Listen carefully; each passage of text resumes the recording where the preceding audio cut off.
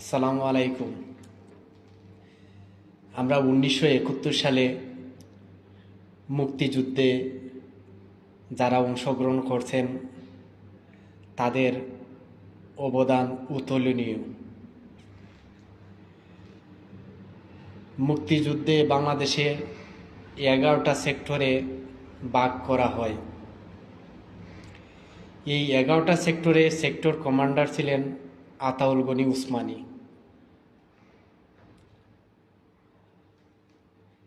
যারা মুক্তিযুদ্ধে অংশগ্রহণ করছেন বিভিন্নভাবে আমরা বাংলাদেশ টেলিভিশন বিভিন্ন টেলিভিশনে আমরা দেখতে পারি তাদের টকশো, তাদের নাম সুনাম, তাদের বিভিন্ন সংগঠন এর পরিচিতি। কিন্তু আতাউল গনি উসমানী সাহেবের ওনার কোনো সংগঠন নেই। যেহেতু সারা বাংলাদেশের উনি 11টা সেক্টরে সেক্টর কমান্ডার ছিলেন, আমরা চাই ওনার একটা রাজনৈতিক সংগঠন থাকা দরকার। যেহেতু উনি সারা বাংলাদেশের একটা মুক্তিযুদ্ধে বিরাট একটা